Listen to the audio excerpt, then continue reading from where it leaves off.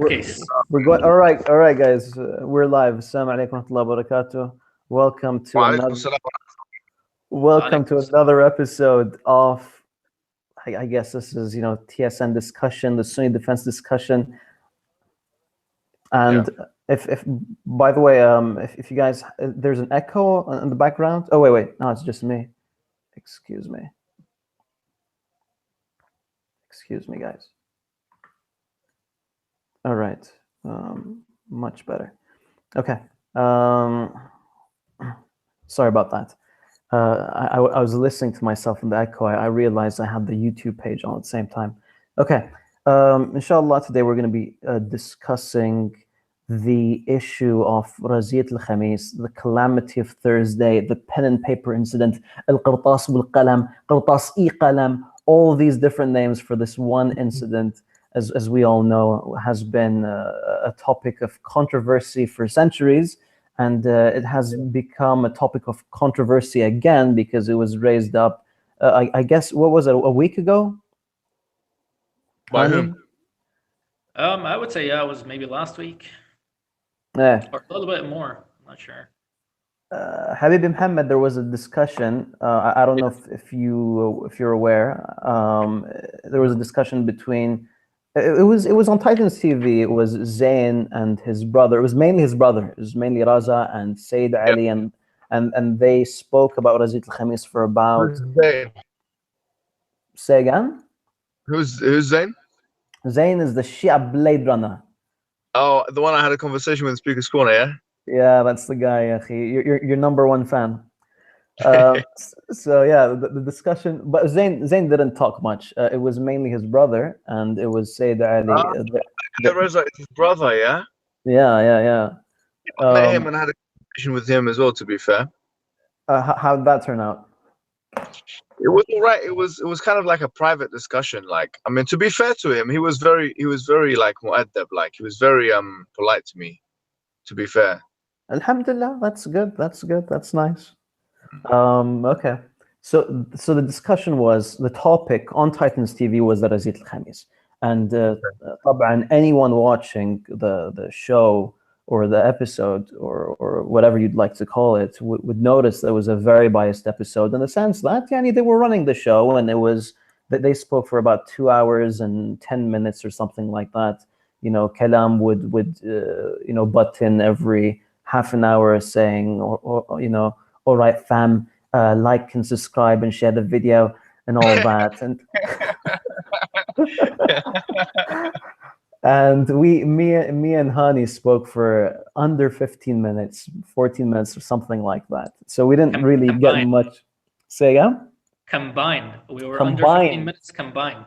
Yeah. So unfortunately we didn't have a chance. We didn't have much of a chance to get our thoughts across.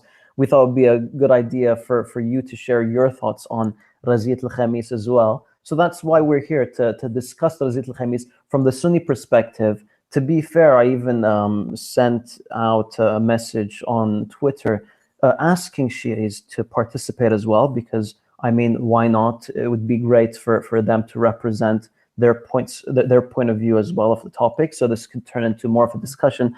Unfortunately, I did not get any responses, sadly.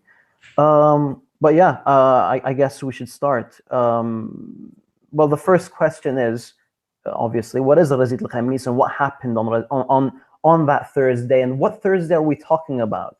Hani, would you like to handle that? Well, I mean, Raziyat al-Khamis, which translates to the calamity of the Thursday, was an event that took place on a Thursday. Wow. A couple of days, a few days, maybe 4 or 5 days before the Prophet ﷺ passed away.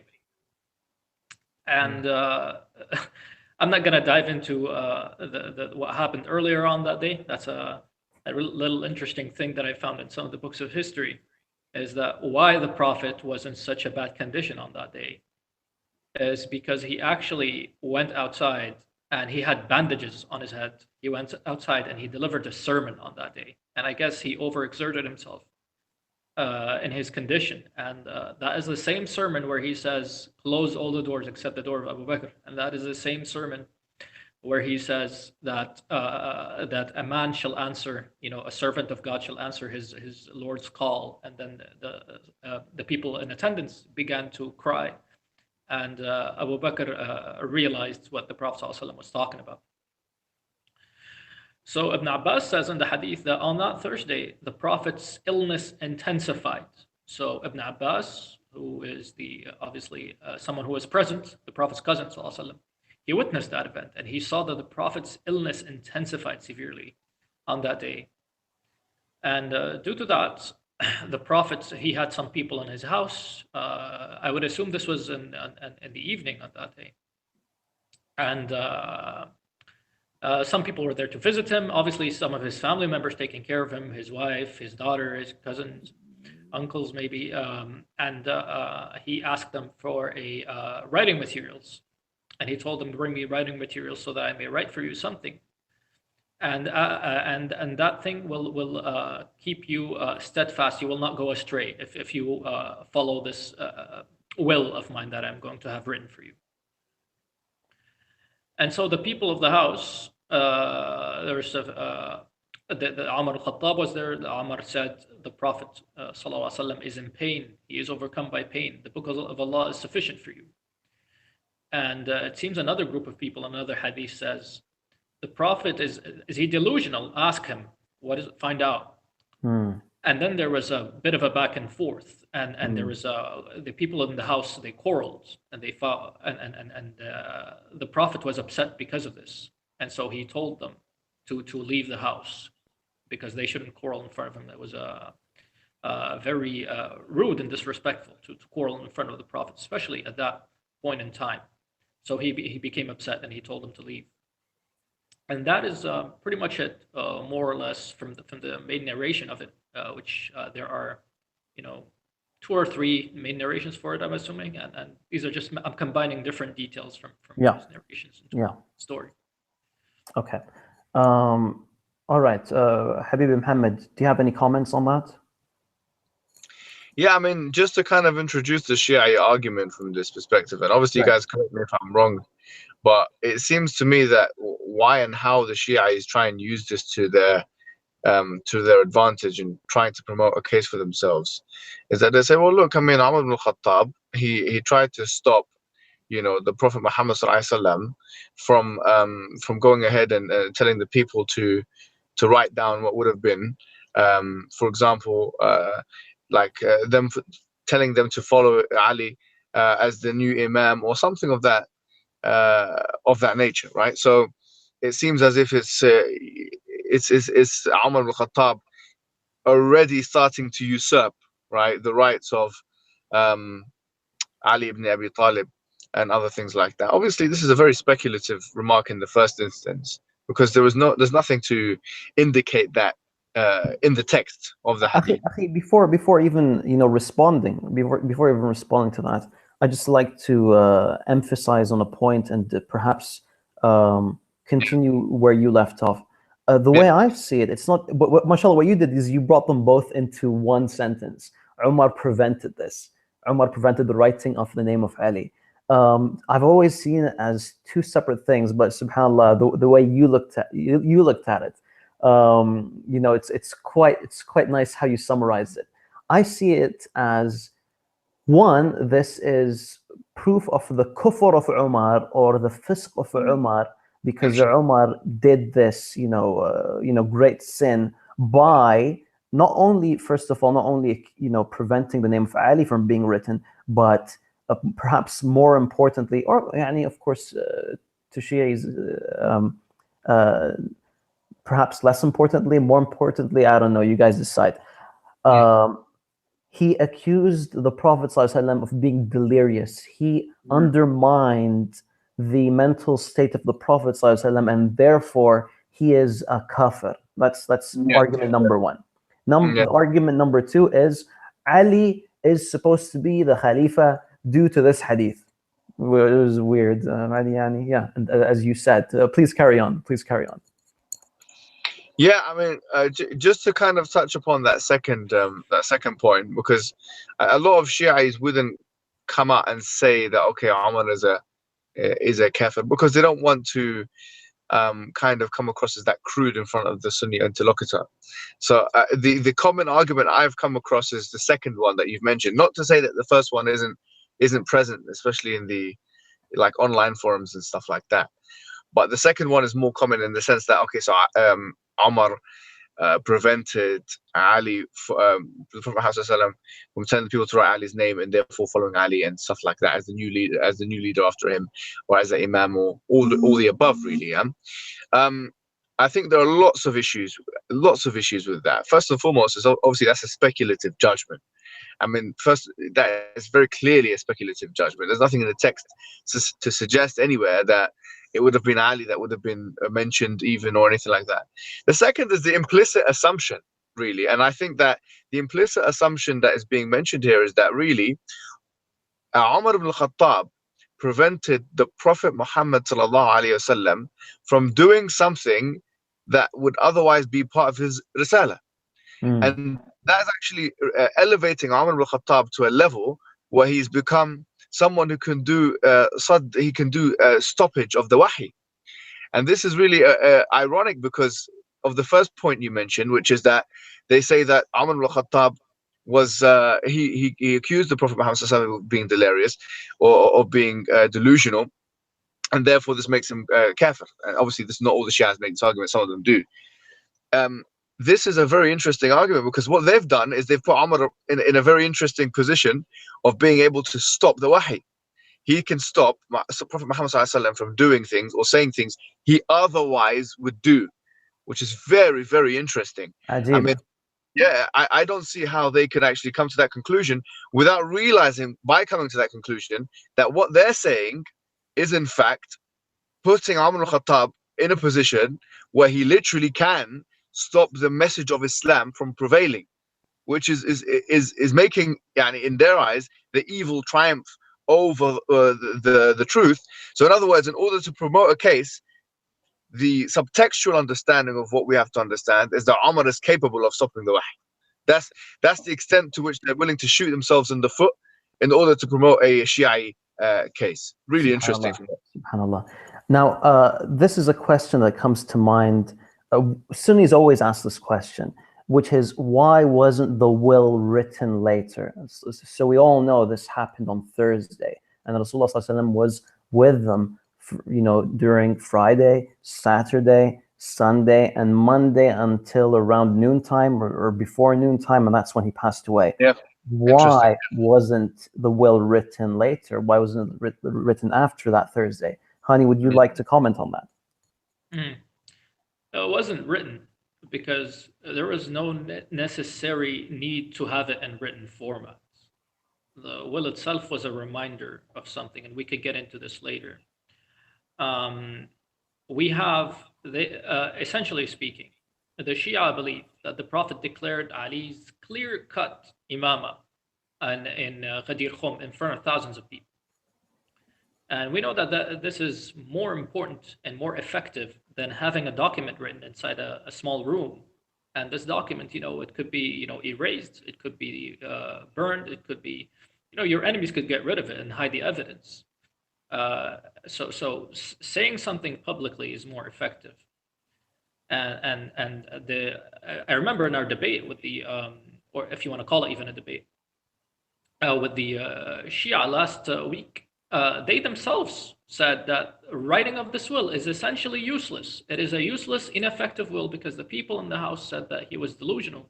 If they said that he's delusional, then that will is a useless will because, they could just say, that this, he wasn't aware or focused when he had it written. And they basically accused them of that, in that sense, of doing something that is useless, of doing something that is not effective. So how would you respond to that? So they said, as you mentioned, they are undermining his mental state by calling him delusional, and therefore the Prophet ﷺ isn't going to bother to write a will because his will wouldn't have any weight. His will wouldn't have any weight. Well, I mean, we don't have any evidence of anyone undermining him at any point in his life, and everything that he said was transmitted, even including this calamity of Thursday itself was transmitted in the books of hadith. So whatever it is that he would have said before and after that, and we have a lot of narrations from him transmitted from before and from after, and we got all of them, and there. So the thing that they wouldn't. I mean, it was said, it was still said, and still people took from him whatever he said. And Ghadir Khum is still there. I don't know where was the delusional bit there. Yeah, So good I point. don't see that as Good an point. argument. I see that as just them like just firing a blank, just a random thing that they're saying to get out of the illogical argument that they're making in the first place. I would also like to add, Barakallah fiqh, I'd also like to add that the Prophet ﷺ was called crazy by the kuffar of Quraysh, and other prophets were called crazy by the kuffar of of their people, by their own people, by people close to them, and yet that never prevented them from continuing to preach their message. So why is this a specific exception? And I don't think the Shi'is have a good answer to that one. Yeah. Okay. So since we're talking about this, the whole issue of, al-Wasiyya, Hani, I think you wanted to elaborate on that, how Ali was the Wasi, if you don't mind. Oh, well, I mean, Wasiyya in Islam is, we said that also last week. Wasiyya is three types. A Wasiyya is the will. And Yeah. when we say will, it doesn't necessarily mean that it's written. Don't forget that most people back then couldn't even write. So the people who could write were very, very valuable, and they were recruited by the Prophet to help spread the message of Islam. And the wasiyya, a will, can be made verbally or orally to the people. They don't have to have it written. Either way, so will is of three types. One is advice, such as telling your family members or your friends, to have certain qualities, to do certain things.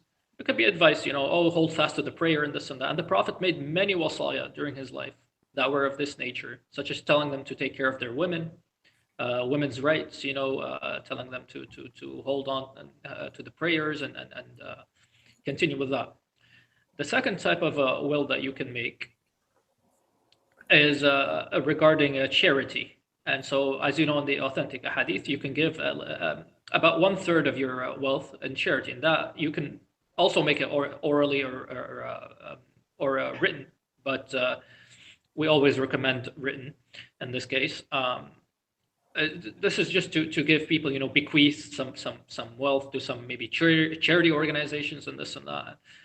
And there's nothing wrong with that. But it's not obligatory to write it. You can not write anything, and you can actually not even make it. You can just give your entire wealth to your own family members. You don't have to give, charity if you don't want to.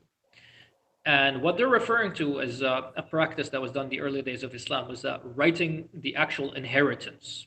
And there is something called Ayatul Wasiyya, which is in Surah Al-Baqarah, verses 181, 182, which says that you have to write, to your family members what each person, has to get from your wealth.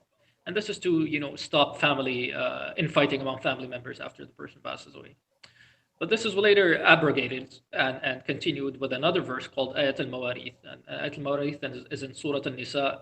It's verses 11 and 12. And later they were followed by verse 176. And this verse of Mawarith, or verse of inheritance, actually dictates what each and every member of the family is supposed to get exactly. So you are no longer intended to necessarily write for each person. And this is why the Prophet says in the Sahih Hadith that the heirs do not receive a wasiyah. He says, La wasiyata li warith. This is the famous authentic Hadith. So you're not. What the Shia do is they try to tell you that Omar prevented the writing of the will, and they are trying to tell you that the will is obligatory. The same way the salat is obligatory. So that Omar prevented the Prophet from doing something obligatory. And no, this is not the case. This was not obligatory. Wasiyah is not obligatory. What else can we say about this? So did the Prophet did the Prophet give a wasiyah at the end? He gave many wasiyah. He told them to treat the delegations, gift the delegations. He told them to tell to kick Ahlul Kitab outside the peninsula, expel them outside the peninsula. He gave so many wasiyah. If you review the hadith from the end of the Prophet's life, he gave them so many wills. Like every day, maybe he would give a couple of pieces of advice to people, make some orders, some prohibitions, and this and that. And so there, reminders and things like that. These are all in Arabic called wasaya. These all are basically what a will is. And so he did give it, technically speaking. And Ali ibn Abi Talib himself is called, according to both Sunnis and Shia, he's called al-Wasi. This is a title that he has. And al-Wasi means that he is the recipient of the will. So if there was no will, Ali ibn Abi Talib wouldn't be the recipient of the will. And this is because the reason we call him, both Sunnis and Shia call him Wasi. Now the Shia nowadays think the word Wasi probably means leader. But think about it, if that's the case, then why do Sunnis also call him Wasi? Sunnis don't believe that he was appointed as a leader. And if you look at historical evidence, for example, if you look at the poetry of the famous Shia poet al-Himyari, Sayyid al-Himyari, who was a Kaysani Shia at the time, so still an Imam. He wrote in his poetry that Ali is, and you can find this in Kitabullah by al-Asfahani, who was a Zaydi. You can find that the reason that they believe that Ali was a wasi was because the Prophet willed to him before he died to pay off his debts. So that's why Ali was called the wasi, because the Prophet made a wasiyya to him, awsahu بأن يدفع الديون, to pay off the debts, any debts that the Prophet has. And therefore that was a wasiyya that was made. Not necessarily needs to be written, of course, as we said previously. Allah يبارك فيك. Akhi Muhammad, any comments on that? On the issue of the wasiyya, on the issue of Ali being, supposedly the person whose name was to be written? Well, I mean, it's once again, it's quite ironic that they use Ghadir Khum as the main evidence for the, من كنت مولاه فهذا علي مولاه. But at the same time, they make such an effort to try and say that this was going to be reinforced at this juncture here with Umar al-Khattab. If it was so clear, it doesn't need to be reinforced at this juncture. So, I mean, the point is this. I mean, if what was going to happen on that day was that the Prophet was going to instruct them to write something down, which was going to enable Ali ibn Abi Talib of getting his right. And the fact that that didn't happen is an evidence against the Sunni school of thought or whatever. Then it kind of runs counter to the fact that everything was so evident to all of the Sahaba, including Omar and others and all those who were present that day. It was so evident to them that they, but then again, they had to write it down on that day just to make sure of it. It's for me, it's just kind of like it really doesn't make any sense. It goes back to be honest with you, what Brother Hassan always says about the Shia. They use the mutashabahat, the kind of ambiguous, vague kind of evidences in order to kind of construct a false narrative, really, and that's what's happened historically. I find it really interesting that they've used this as an evidence. I mean, it's really vague. It's filled with vagaries and ambiguities. I mean, where is the anchor that they're relying upon on this? For any fair-minded Shia, I think it's really high time. It really is high time for any fair-minded Shia to dump those arguments. I mean, I would say this with all sincerity, respect, and love and hope for any Shia who's kind of clinging on to these straws of weak arguments, to kind of just let go of those straws now. I mean, we don't need to live this life anymore. We've got the Quran, we have the Sunnah, we have very, very clear pronouncements from Allah subhanahu wa ta'ala, announcements and clear verses telling us to follow the Sahaba. فَإِنْ آمَنُوا بِمِثْلِ مَا آمَنْتُمْ بِهِ فَقَدْ اهْتَدَوْا. If they believe in what you guys believe in, then they are surely guided. And clearly the second person plural pronoun here indicates the primary audience was the Sahaba. If they believe in what you guys believed in, then they are. And obviously the variety of verses that we use in Surah Al-Fatih, Surah Muhammad, Surah Al-Tawbah, all of these other surahs. But the point is, why leave all of this very heavy evidence, very, very heavy and self-evident evidence, to kind of cling on to the straws of Razid al-Khamis and other things like this? I mean, I would not, as a neutral bystander, and this is why I find it really interesting when I look at the comments sometimes and some of the email message I get when I do Shia discussions. I find it interesting that because alhamdulillah, obviously, like a lot of people that watch the Speaker's Corner videos, a lot of people that watch this kind of dialogues are actually non-Muslims, but they're very interested. Like Kalam, to be fair to him, they're very interested in knowing the difference between Shia and Sunni through watching these debates. But the majority of people I've seen and commented on that have commented on this, they take the Sunni side naturally, because the Shia side, frankly, it seems like it's a constructed narrative. It's literally a constructed narrative. It's a superimposition. It's a contrived narrative. And when you contrive meaning and superimpose historical meaning onto a hadith like this, it doesn't do. I mean, is this the best you can do? I would ask a Shia, is this the best you can do? Bringing a hadith like this, seriously. I mean, is this the heaviest? Because this is one of the most oft-repeated evidences of the fact that Shiaism is true and Sunnism is false. I mean, is this the best you can do? Get me a hadith that says that, you know, the Prophet was going to write something down. Omar said, "Don't do it. Hasbuna, Kitabullah." I mean, is that the best you can do, really? Because it's not going to convert Sunnis, and it hasn't converted Sunnis, and it will not convert Sunnis, and not even the disbelievers are very convinced with this argument. I agree, Akhi, barakallah feek. Yani, you hit the nail right on the head. I'd like to add another point. I had this discussion with Sayyid Mahdi al-Musawi, who's a Shi'i scholar, a mu'ammim from Najaf, and I briefly said, "Honey, you remember this guy, don't you? Or not really?" The name is familiar to me, but I don't know. All right, so maybe I can find the picture. I'll share a picture later on. So I said to him, so why, you know, as Brother Muhammad mentioned, this was just mentioned, Ghadir. Why is this? You know, how does, I mean, you know, all of a sudden now it needs to be put into writing. Why? It's the same wasiyya according to you guys. If Ali was just if Ali was appointed at Al-Ghadir, why does he need to be appointed again in writing? So he said to me, "La, the writing was different. The names of all 12 of the Imams were to be written." Okay, so I said to him, then why is Ibn Abbas crying? Obviously, we understand from the narration, Ibn Abbas is crying because he doesn't know what the Prophet ﷺ was going to write. Okay, it's not because what Sayyid Ali said because Ibn Abbas was upset. Ibn Abbas was upset because the Sahaba were being rude or something. La, ya habibi, that's not why he was crying. He was crying because he didn't know what the Prophet ﷺ was going to do.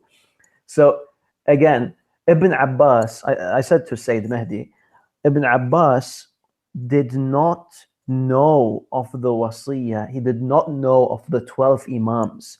And who is Ibn Abbas? Ibn Abbas is the cousin of Ali. Ibn Abbas is the Amir that Ali had appointed. At a point, he was Ali's right-hand man, and yet he had no idea. And now today, ya Shi'i, you know about the 12 Imams, and Ibn Abbas himself didn't know. This is wallah shay ajib. SubhanAllah. It is ajib. It's really a difficult argument for them to make. I mean, I don't see how maybe Ahmadi could say that, you know, he was going to put the name of Ghulam Ahmad, you know. You know, I mean, anyone can say anything about this. It seems so far-fetched. I mean, I find it difficult to believe on an academic level that Shiites can be convinced with this. They must be forcing themselves a psychological self-denial. They'll fall into cognitive dissonance if they don't stop from this, you know, desist from these arguments. I mean, when you see someone like maybe I'm not going to mention his name, but these kind of, you know, Shia apologists using this argument as if it's some kind of grand finale or some kind of, you know, pulling the bunny out the hat. This is a weak argument, man. It really is. I don't see how. Okay, so what? I mean, really, what are they trying to say? I mean, it's unbelievable, really. It's conspiracies. Okay, I'd like to move on to the next section of the Shubha, which is the Sahaba. All right, the question about the, you know, Adalat al-Sahaba, not necessarily Adalat al-Sahaba, but the actions of Umar, and this proving the fisq of Umar, or the kufr of Umar, or the evilness of Umar, and all that stuff. This is This was the main focus, by the way. The main focus of those guys, by the way, on the last time on Titans TV, they did not focus on the issue of the wasiyya and the naming of Ali as much as they focus on this. Really? Yeah, akhi. And because wallahu alam, it's very possible that they felt the same thing that you're feeling right now, which is there's nothing really there for Ali. Let's focus on what is apparent in the narration. I don't know if the word apparent is the suitable word, but what you could at least get somehow from the narration. Okay. Literal text, the literal text. Sure. So, Hani, I have this question to you. There were two camps of people on that day. Please do share your thoughts on what were the two camps, what were they saying, what were their views? We as Ahl Sunnah, we are taught from the Book of Allah and from the Sunnah of the Prophet to think well of people and judge based on what is apparent, and not to dive into people's hearts and know if they were actually conspiring. The Shia will tend to go to the conspiracy theory right away. And this is how we were. I remember in the past when I was pro-Shia, this is how I was taught things. This is how I was taught to think, that everything's a conspiracy. Anything that used to happen, we used to say it's Zionists or it's Wahhabi petrodollars. Anything that would happen.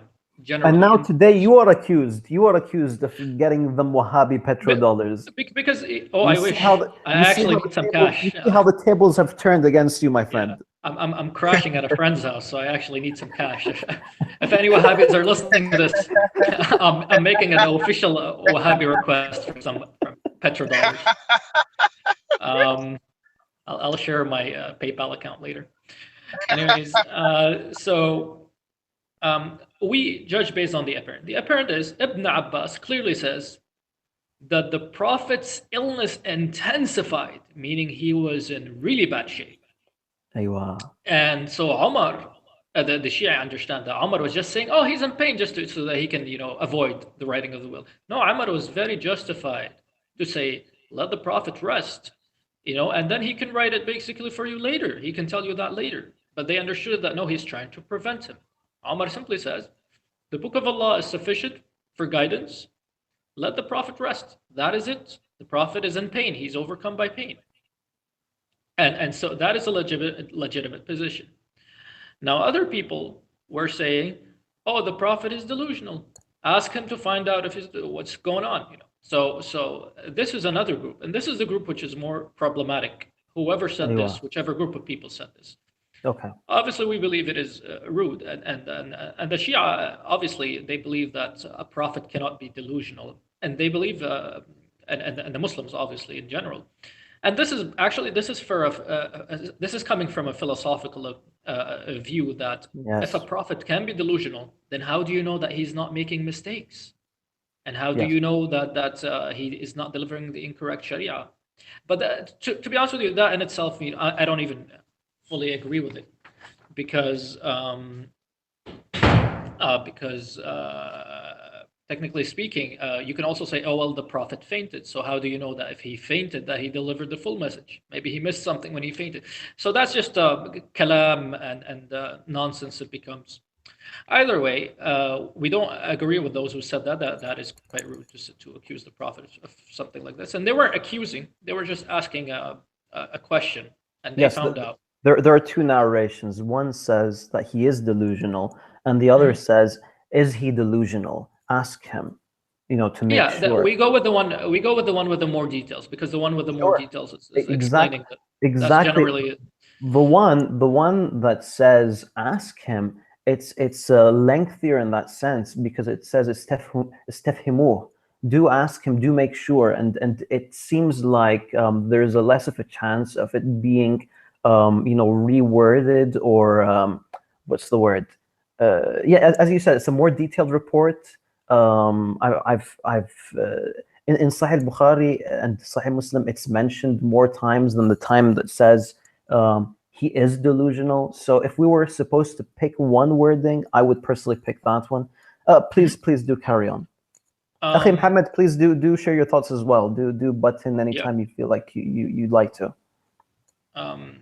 So, yeah, so the point of being here is that this is one group, and then there was another group that said, yes, let him write it. Now, our position, my personal position, you can have your own personal positions on this, is that Omar should have just let him write it. I mean, the Prophet knows what his capabilities are, if he's in pain, if he's capable of doing it, you know. Obviously, it was emotional, and people were in. I mean, the Prophet was clearly dying in front of his companions and his family members, so it was very tense. It was very emotional, and you can expect things to get a bit, you know, touchy and all of that. Yeah, I mean, Additionally, yeah, go ahead. Just to add to that, I mean, I don't see this as particularly controversial, especially for someone who reads the Quran, because if we look at previous prophets and stuff, I mean, we realize that they are affected by emotional things. Now we know the prophets are masumun, that they do have they have isma. In other words, that they cannot commit, let's say, major sins, that they're not in a position where the message can be tainted or anything like that. But at the same time, we do understand from reading the Quranic narrative, like a situation with Adam, situation with Moses, the situation with many different prophets, where sometimes, yeah, I mean, they're human beings who are affected by emotions. So, for example, in the Quran, it says, وَلَمَّا سَكَتَ عَن مُوسَى الْغَضَبِ أَخَذَ الْأَلْوَاحِ. So when Moses, when anger subsided from Moses, he then took the alwah, the stones or whatever. So the point is that sometimes prophets are, because of the psychophysiological state of mind, they have to be either reminded by other prophets, like in the case of Moses, sometimes it will be Harun. In the case of Adam, it will be by Allah directly. In the case of in other prophets, they'd have to be reminded to take a step back and not make a judgment up until a certain time. Obviously, this is the case with Sulaiman and stuff. So there is a fine line to take with prophets and messengers. We do revere them at the highest level, but at the same time, that we do have to remember that they're human beings with human emotions and human physiological limitations, right?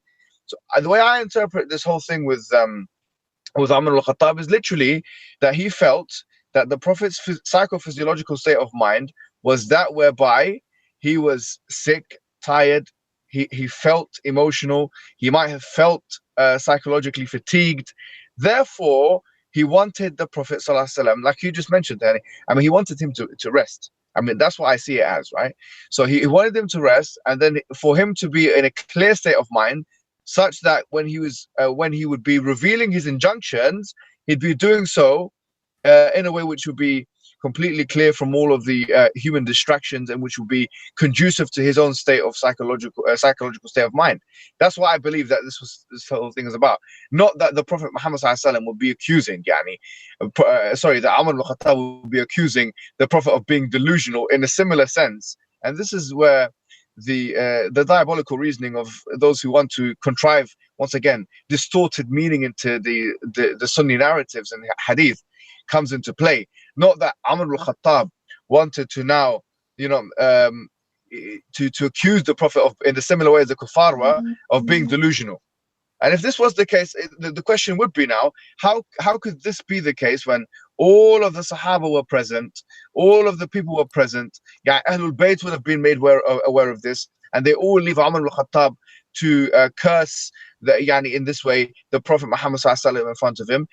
Once again, they've relegated, not only have they relegated or have they positioned Umar al-Khattab in a position where he's almost the stopper of wahi, someone who stops wahi and all these things, but they've also relegated the position of their own Ahlul Bayt to the positions of cowards who are unable to take a firm position with this clear intruder who's stopping the wahi. I mean, why isn't it? So Umar al-Khattab is going to burst into a house and is going to tell the Prophet Muhammad that you're delusional. And Ali and all of the family are just going to say, yeah, actually, Umar, we don't want to mess with him. He's too big, he's too strong. We don't want to mess with him. What kind of reasoning is that? So once again, when they make these claims, it's always ironic with the Shia argument that when you make a claim against Umar, you're making a claim almost directly against Ali ibn Abi Talib as well, because you're saying that Umar was allowed to get away with what he got away with in the company and in the lifetime and in the presence of Ali ibn Abi Talib. How could Ali allow it then, we would say? How could Ali allow a man like Omar to come into the house of the Prophet and, if you want to use an emotional argument, harass the Prophet in this way and call him delusional? Everyone is leaving him and Ali ibn Abi Talib leaves him. It doesn't even make sense. It doesn't even make sense. You're reducing from the qadr, from the sha'n of Ali ibn Abi Talib. That's what I believe. SubhanAllah. Jazakallah khairan, akhi. I have some comments to make. I think this might actually go against what Hani said, but we enjoy disagreeing with one another, especially if someone has something to add. Hani, you said that it was an emotional time, and due to it being an emotional time, the Sahaba were acting in that way. Now, I feel like there's a bit more to it than that. By the way, can you see the screenshot that I'm sharing? Yeah, but yes. Yes. Say again, Mohammed? I mean, I can't see the writing on it. Okay. Can you see me trying to really read it? you have to zoom in. You have to zoom in on that if you can. I need to figure out how. Okay, let's see. Right. I think it shouldn't be an issue. I think it should be an issue if folks are watching it on their laptops or whatever. Yeah, I think the problem is with the phone. desktop, on Inshallah. the laptops, it won't be an issue. Inshallah. Okay, so the first question is, why did they even say, is he delusional? Okay. Now, nothing in the narration is clear about that. However, we know two things. One is, Hani, as you mentioned, the Prophet ﷺ fainted. And on that Thursday, he actually fainted 3 times before Isha prayer, and he wasn't able to attend the Isha prayer on that Thursday, which goes to show you, the state that the Prophet ﷺ was in, which wasn't, of course, one of the best states. Now, he says, in the narration, the Prophet ﷺ says, he says that, yes, I have as much fever as 2 men of you. Subhanallah. So he was I'm assuming this narration is from Abdullah bin Mas'ud. He also says the same thing to Aisha, that he suffers twice as much as we suffer. So he was not in a good state. I don't know if you two guys have met people who are really sick or who are on their deathbeds. Have you, by the way, or not really?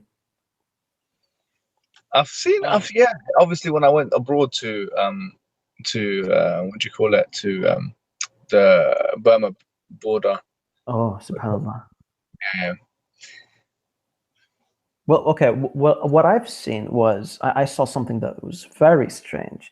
My aunt, may Allah have mercy on her, when I sat with her, and this wasn't that close before she passed away. This was maybe a week and a half or something, 2 weeks. It wasn't like her last couple of days. So what she said was, she said, Farid, what's the time? So I said, it's like 6:30. She said, what day is it? I was like, it's Tuesday. And then she looked at a maid and she was like, who are you? And she was just confused. And then she started repeating the same questions. So the thing is, when people are really sick, they sometimes speak in a way, and you're not sure, you can't be completely sure if they are at that, at a perfect, complete state of mind or not. Of course, it became very clear to me that she wasn't. Now, I'm not saying that Rasulullah ﷺ wasn't in a clear state of mind. I'm saying that he was really sick, and when he was really sick, people were probably having trouble understanding him, and that's why they were saying, "Istafhimuh," do ask, do make sure if he's in that state of mind. Now, of course, that, as Hani said, it's a philosophical question. It's a theological question. Is that possible for a prophet for that to happen to a prophet? And you've responded quite well to that with the verses. I'd also like to add that I don't believe that Sahaba had issues with believing in such a thing. I don't believe that to them such a thought would be heretical. Why do I say that? My battery is quite low on this thing, so if it cuts off, All then right. my apologies to everyone, but it's just because there's been some issues with my mobile phone recently. I mean, it's draining the battery really quickly nowadays. But thanks for the heads up. You can also turn off the camera. That'll save you some Yeah, battery. good idea. Turn off the camera. Okay, so yes. So I don't believe that the Sahaba had these, muqaddimat. If the Prophet if it's possible for him to be delusional, therefore he cannot be a prophet, and if etc. etc. They didn't think it that way. I don't believe they thought in that way, because this was someone that they saw perform miracles, and if they see someone performing miracles, it doesn't matter what kind of state he's in. Khalas, he's a nabi, no matter what. They don't look at things the way we do. We look at things this way because we're not around him. We have to put these foundations and then measure those foundations in order to make sure, in order to affirm his prophethood. La, to them, khalas, they know he's a prophet, and it's, that's the end of the story. Now, secondly, why did this second group of people, the second group of Sahaba, had an issue with the writing of the will? Well, the thing is, they didn't have an issue with the writing of the will. They had an issue with the writing of the will now, when the Prophet ﷺ is sick, and you have people gathered around him, and people are asking him to write something down. Let him do it later. Let him do it when he's better, because no one knew that he was going to die. And the evidence of this is this narration, which is narrated by Ibn Abbas. Okay, surprise, surprise. Ibn Abbas in Sahih Bukhari says, the people asked, "Oh, Abu al-Hasan," okay, this is Abu al-Hasan is Ali, "how is the health of the Prophet of Allah's Messenger, peace be upon him, this morning?" Ali replied, "He has recovered with the grace of Allah." Okay, this is Ali bin Abi Talib saying this. Al-Abbas bin Abdul Muttalib held him by the hand and said to him, in 3 days, you, by Allah, will be ruled by someone else. So Al-Abbas had an idea due to his experiences. You'll be ruled by someone else, and by Allah, I feel that Allah's apostle will die from this ailment of his. For I know how the faces of the offspring of Abdul Muttalib look at the time of their death. So Al-Abbas is speaking from his experience, and even Ali bin Abi Talib did not know that the Prophet ﷺ was going to die then and there. So yeah, that's I have why. something. I have something to add here. Actually. Tfadal. There's actually one of the versions of. I think it's in Kanz al-Ammal, so it's not a very big source. Umar al-Khattab does say that he didn't assume that the Prophet was going to die in the ailment. And you can see in other ahadith that Umar al-Khattab would say that we believe the Prophet would not die unless this and this and this prophecy were fulfilled. Aywa. So what he understood from certain verses is that the Prophet was going to be around, or from certain ahadith, that the Prophet was going to be around when certain prophecies were fulfilled, like maybe conquering the Constantinople or things like that. I'm just giving as an example. So it's very possible that and that's why he said even after the Prophet passed away, he was angry at them and was like, "Oh, God will send him and he will attack you and this and that and chop off the hands of everyone who's saying that he died," because he didn't believe that he died. Yeah. He didn't believe that he was dead. Yeah. So that was another thing. Very, very good point. Very good point. Because before my phone completely cuts off, this might be my final contribution. So just to make it. I genuinely just see this as following. I mean, to simplify it to the lowest common multiple here. I mean, I think of it this way, guys. I mean, for those who are kind of watching this, say a loved one, we say, God forbid, loved one of yours was on the deathbed, was on his or her deathbed, and they were at home, and they were making comments, but they were very ill and they're very sick and things like that. Now you have different family members trying to kind of comfort this person, but also at the same time trying to get what they, their final hopes and wishes and all these things as well. Yeah. Now, in the context of the Prophet Muhammad, obviously this is a bit more because he was a prophet and he had wahi to deliver. But and this is one thing I want to put to everyone. And I'll make this point actually afterwards. I was going to say that. So in this context, if someone says, "Oh, just leave him alone," Hasbuna Kitabullah, if you want guidance, go to the Quran. In that context, I don't see that he was being diabolical here. I don't see that he had any agenda. He's just saying, "Let this man rest." It's as simple as that. If someone was in your house saying, "Let my mum rest, let my dad rest, let my loved one rest," you wouldn't see of anything else. Moreover, chapter 5, verse 3 of the Quran, اليوم أكملت لكم دينكم وأتممت عليكم نعمتي ورضيت لكم الإسلام دينا. Today I've perfected your religion. Yeah. Now this verse came down before this incident happened. All right. So in a nutshell, to kind of summarize, the religion of Islam did not require anything new at the point where the Prophet Muhammad ﷺ was on his deathbed and the people were asking him to write anything down. Anything that he would have written down is that which has already been written down, that which is already known. So that's why Umar al-Khattab was quite right in saying Hasbuna Kitabullah, because it's not just the Quran, the Kitab of Allah, it's that which is attached to it, which is the Sunnah necessarily. Yeah, Hasbuna Kitabullah, meaning that you've got all you need now for guidance, because Al-Yawma akmaltu lakum dinakum wa atmamtu alaykum ni'mati wa raditu lakum al-Islam dina. Today we have perfected your religion. The religion of Islam did not require any amendments, reinforcements. It didn't require any additions, or subtractions, omissions, abrogations. It was perfect in the form that it had been at the time where the Prophet Muhammad ﷺ was there. Therefore, this whole conversation is really null and void when you think about it, because one of the implicit meanings of what the Shia wants to say is that, once again, found the subtextual understanding of their argument, is that actually there was something to be added to the religion of Islam. There was something that was to be reinforced or amended in the religion of Islam. And our contention is based on the Islamic thesis and also based on the Quranic verse, chapter 5, verse 3. There could not have been, by virtue of necessity and reality, there could not have been anything that the Prophet would have done or said which would have affected the Islamic message at that point in time. Had the Prophet ﷺ died then and there, at that day, it wouldn't have changed anything in Islam in terms of rulings, injunctions, and the perfection and completion of Islam. Therefore, the Shia argument falls flat on its face. Ahsant. Barakallah feek.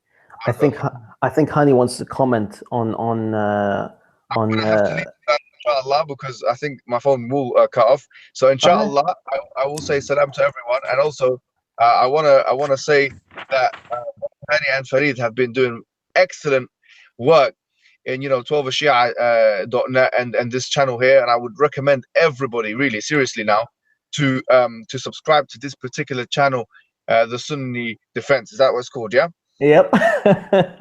Make sure, guys, seriously, on a serious note, that you subscribe to this channel, because if you're looking for something deep and academic, and also very has something thought behind it, then these two men, wallahi, I am a junior in the company of seniors today.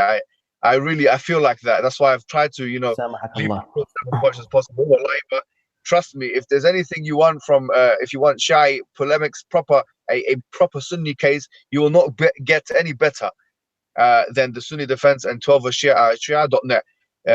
These two things on YouTube and on the internet, and everything that comes from them, is the best you can get. Mohammed Hijab, he doesn't do anything to contribute to these places. All I do is really I benefit from those places, and I just try and use some maybe sophistry and rhetoric in a park to to put forward the Sunni case.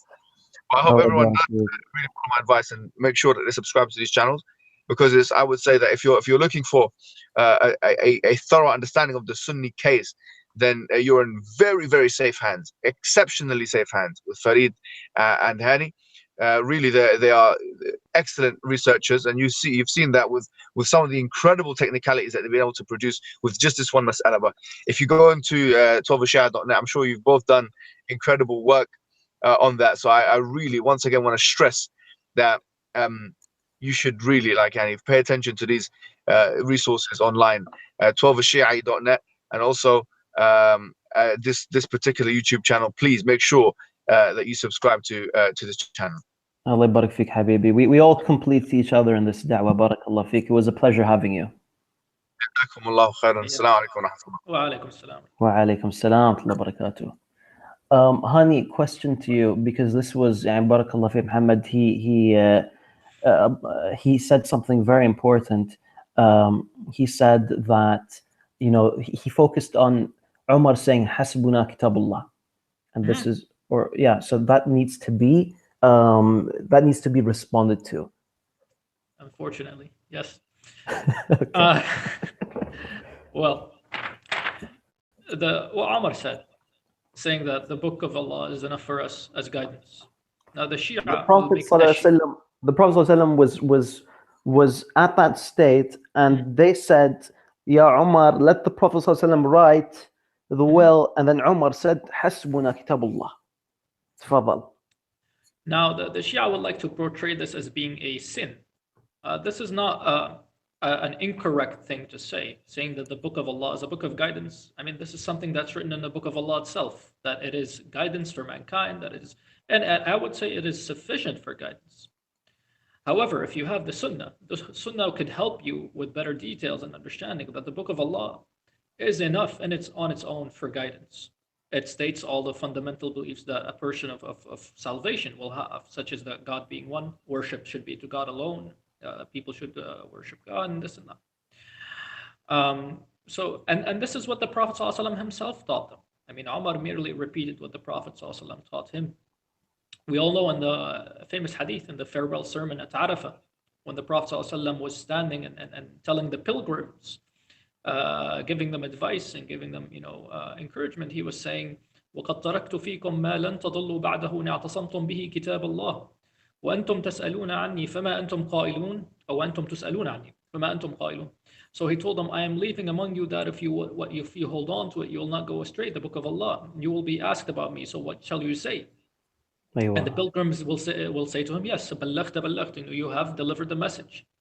And so he literally told the pilgrims in Arafah, in the Sahih Hadith by Jabir ibn Abdullah, in the Sahihain, that yes, if you hold on to the book of Allah, you will not go astray. What does that mean? It means it's a book of guidance. Also, Musannaf ibn Abi Shayba, you have Abu Shuraih al-Khuzai, where the Prophet ﷺ came to them and he said, Abshiru, Abshiru, alaysa tashhaduna an la ilaha illallah wa anni Rasulullah. And they said, yes, we do testify that you are the messenger of Allah and that there is no God except Allah. He said, Inna hadha al-Quran sababun tarafahu biyadillahu sabab. So he said, this book of Quran is a rope. A part of it is with God and a part of it is with you. فَتَمَسَّكُوا بِهِ, hold on to it. فَإِنَّكُمْ لَن تَضُلُّوا, you shall not be astray. وَلَن تَهْلَكُوا بَعْدَهُ أَبَدًا, you shall not perish after it at all. So this is exactly what he was teaching them, and this is exactly what Omar repeated. So them saying that it's a sinful thing to say such a statement is incorrect. What they mean to say is, if it's meant in the context of Quranists, the Quranists obviously being a sect that believes that the Sunnah is all void and nullified. Omar never meant that. Omar meant that the Prophet needed to rest. And Omar believed in the Sunnah, and he narrated the Sunnah throughout his life. He has maybe nearly 600 something ahadith that he narrated. Well, that's right. So he has no issue with the Sunnah. No one has an issue with the Sunnah here. In fact, if you say that the book of Allah is not sufficient for guidance, then you are sinful. So in this case, the Shia are sinful if they're implying that the book of Allah is not sufficient for guidance. Ahsant, barakallah feek. I would just like to share that screenshot and read it out, the narration of Jabir, since it's such an important narration, if you don't mind. Mm-hmm. Okay, for we need to be academic, right? Yep. Oh yeah, we can't let Titans TV, get a one up on us. This is similar to what Ali ibn Abi Talib told the Khawarij. The Khawarij says, "Inna al-hukma lillah." The kingdom or the dominion belongs to God. Which is true. It's a true statement. But what did they intend? They intend that there shall not be a governor or a chief or a commander. There should not be an imam. Right. Ali said, هذه كلمة حق يراد بها باطل. This is a word of truth wherein falsehood is intended. Subhanallah. However, Omar's statement is a statement of truth whereas truth is intended. Very true. Unless he meant that the Sunnah is void, then it becomes like the Quranists. No doubt. Okay, so the narration. Can you see it, by the way? Does the screenshot appear to you? Yes, it does. Okay. I can see Kitab al-Hajj yeah. Exactly. So this is Kitab al-Hajj in Sahih Muslim. Who's the narrator of this hadith? Jabir, isn't it? Who's the narrator from Jabir? Yeah, this is the one from Al-Baqir, from As-Sadiq. This is a narration of who, ya Shia? It is a narration of Ja'far bin Muhammad al-Sadiq. Who narrates from Ja'far bin Muhammad al-Sadiq? Hatim bin Ismail. Hatim bin Ismail, he was from Ahl al-Kufa originally. I believe that he became from Ahl al-Medina later on. And he is the narrator of this hadith. Ja'far bin Muhammad al-Sadiq from Muhammad bin Ali al-Baqir, from Jabir bin Abdullah al-Sahabi. Of course, a Sahabi who's seen in a good light by Shias as well. And he says in this narration, while commenting on the Prophet's Hajj, he said that the Prophet ﷺ said, I have left among you the book of Allah, and if you hold fast to it, you would never go astray. And there's nothing in this hadith, nothing about holding on to the Sunnah, nothing about holding on to Ahl Bayt, nothing about holding on to anything apart from Kitabullah. And as you said, Hani, being a Qur'ani and saying Qur'an alone, in that sense, of course, is not something that anyone holds. And Umar was someone who held on to both, who held on to the Qur'an and who held on to the Sunnah of the Prophet ﷺ. So his statement is the statement of the Prophet ﷺ, and there's nothing wrong with that statement. All right, yeah. Even Ali ibn Abi Talib in Nahj al-Balagha, the first sermon, what does he say? Ali says that the Prophet, he tells the people, the Prophet left among you the same thing other prophets left among their people. Where did they leave? I'm asking, where did they leave here? He says, because prophets do not leave them unattended without a clear path and a standing ensign, meaning a clear sign, you know. What does he say it is? Ali says, namely, the book of your creator. He doesn't say after anything else. Namely, the book of your creator. So Ali is saying what? That this is a book which is enough for guidance, and that's what the Prophet left behind, his guidance. Allah barak fiqh. All right, Akhi, I think do you have anything else to add on this? We have, actually, we have some important things, just really quick things, and I have to get off, and I'll leave you for the last part, which is the most important part, believe it or not. Which is? I'll leave that part for you before I log off. Now you're surprised. I have no idea what you're talking about. Oh, you will know because you skipped it because we talked about so many things. So let me just finish a few points. All right.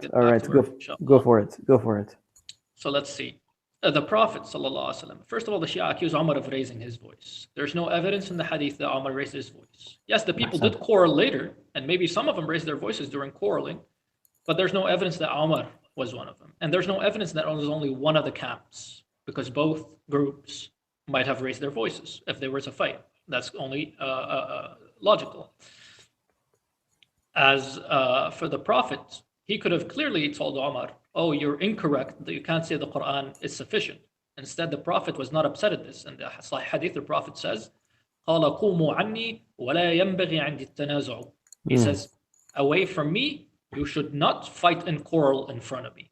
So he was upset mainly because they were arguing in front of him, and he did not like to see his nation, argue and have a fight in front of him before his death. So that is one part. He did not comment on Omar's statement about the Quran that's incorrect or whatever. That's something that the Shia came up with. Another thing is, there's a part of the hadith where it says, فَاخْتَلَفَ أَهْلُ الْبَيْتِ وَاخْتَصَمُوا. It can mean two things. It can be translated to, and the people of the house differed and quarreled. And it could mean, and the household differed and quarreled. You can understand it either way. We believe it is the first way. And if it is the first meaning, that means it includes both his household and the companions, meaning both groups are involved in the quarreling. And the Prophet, when he told them to get out, he told both groups to get out. Obviously, with the exception of his wives and his women, because these are the people that are living in the house. He wouldn't kick them out logically. It doesn't take a genius to find that out. Also, the Shia debaters last time, they mistranslated something a couple of times. There's the end of the hadith where it says, "Daruni فَالَّذِي أَنَا فِيهِ خَيْرٌ مِمَّا تَدْعُونَنِي إِلَيْهِ." He says at the end of the hadith, and they said that it means that the Prophet is telling them, oh, you are accusing me, meaning you are accusing me of being delusional. That's not what it translates to. And if you review Fath al-Bari by Ibn Hajar, it simply means that he told them, leave me be for the situation that I am in.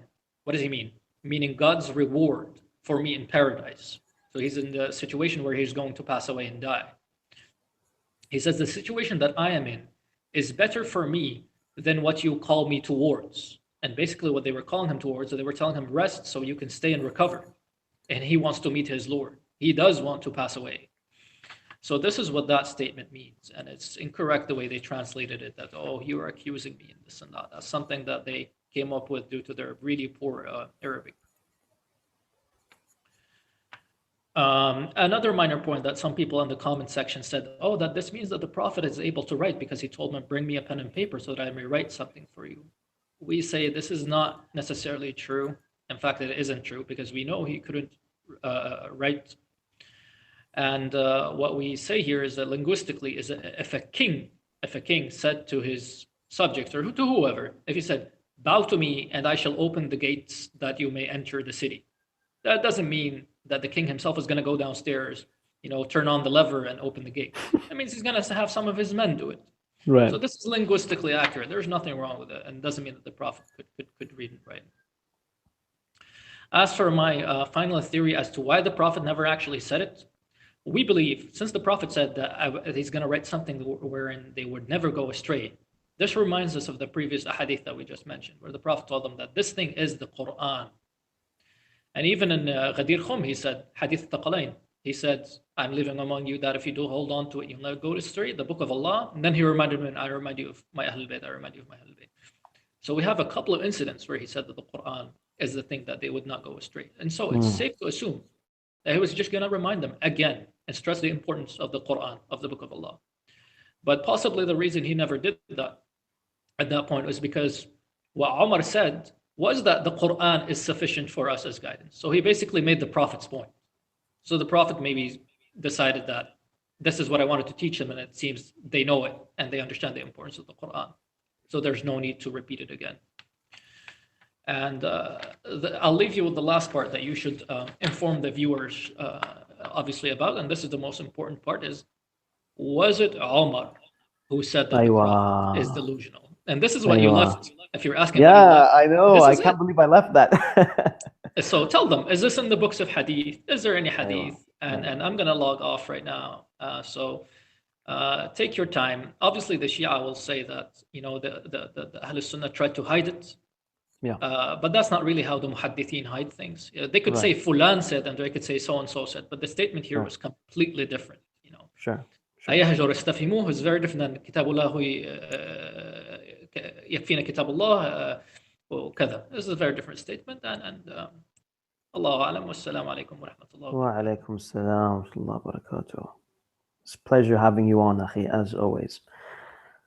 So very briefly, everyone who's watching this discussion or whatever is left of it, do go back to the original discussion on Titans TV if you'd like, and do look up the narrations that they quote in which Omar says the words, is he delirious, or he is delirious. You will not find them quoting that. You will not find those words being said by Omar. You will only find commentaries or some late scholars attributing it to Omar. Again, you return to the screenshots that were shared by Sayyid Ali, Kalam, all these guys, and it always says that some people in the house said, is he delirious, or he's delirious. It never says that Umar said this, and they know it really well. Barakallah fikum. All right, yeah, I guess I'm stuck. I guess I'm stuck with some Q&As. I don't think I have too much time though, so inshallah, I'd prefer to keep this short. Yeah, please go on ahead.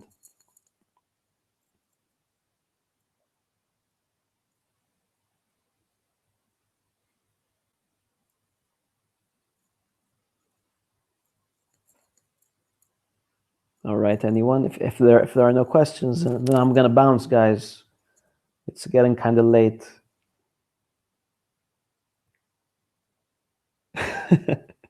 Someone just wrote, "All right, man. If you want to go, you can." I got a few minutes. I got a few minutes.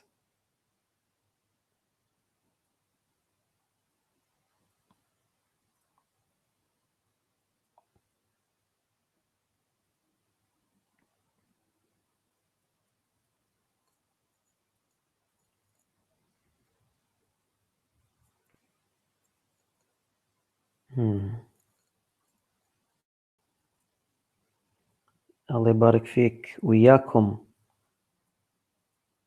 Who is having chicken tonight? I'm not sure.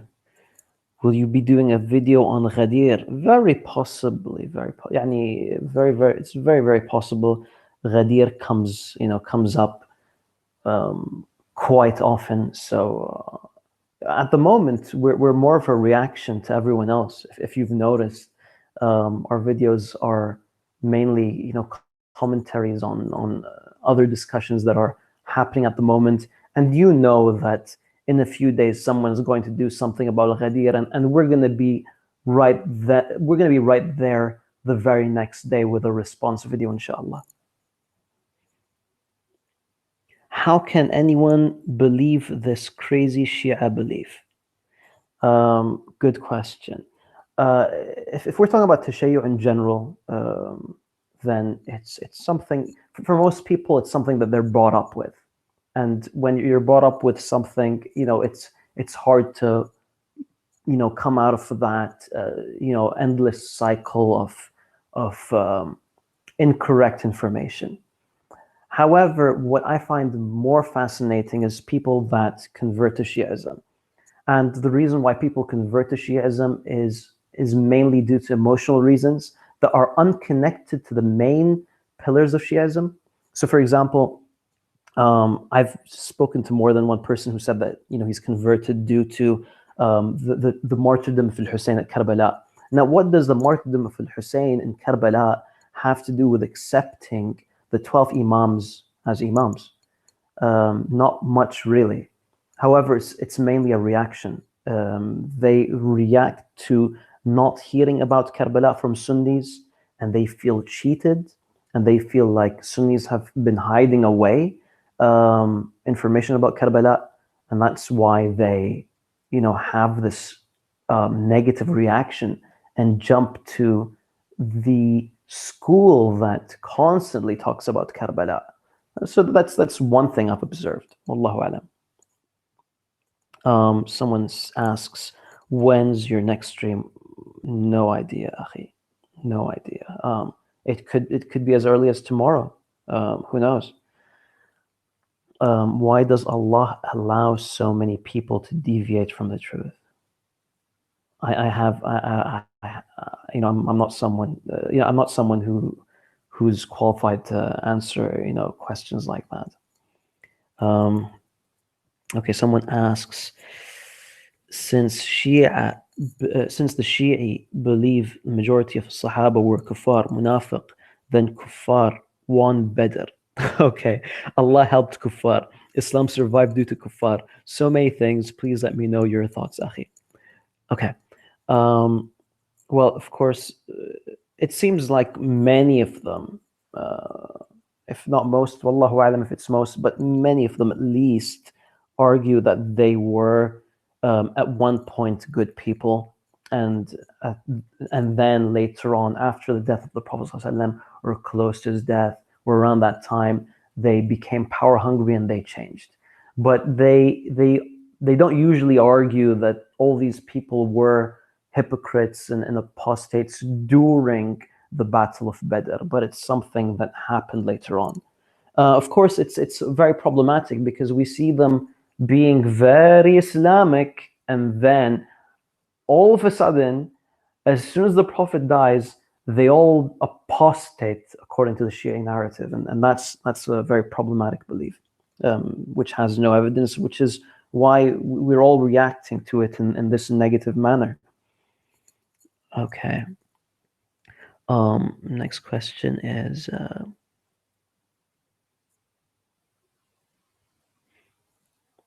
brother, Shiism is so far from Islam. Islam and Shiism is the difference of day and night. Convert to a religion. Sorry, it seems like my live chat's acting up.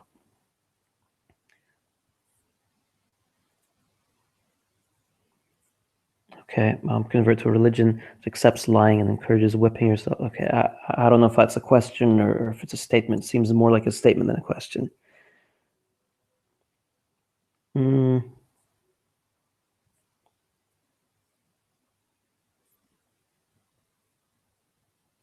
Sorry, guys, the live chat's kind of slow. Have the biggest thorn in Islam been the Shia, especially when looking at history and how they side with the kuffar? Even to this day, Titans TV and Shia teaming up. Well, akhi, to be honest, I'm not someone who's that well read into Shia politics, especially early Shia politics. I'm someone who's focused much more on ideology and the development of their ideology, so I'm not the best person to ask about this. If Hassan was here, he would give an hour-long lecture on Shias siding with kuffar and whatnot, but that's not really my specialty, so I'm going to have to pass on that one. MashaAllah. Okay, thanks for the compliment. All right. Most Shia. Okay. All right. Barakallah fikum. I think I'm gonna call it a night. It was a pleasure to do this again. Inshallah, we'll try to have another one soon. Assalamu alaikum wa rahmatullahi wa barakatuh.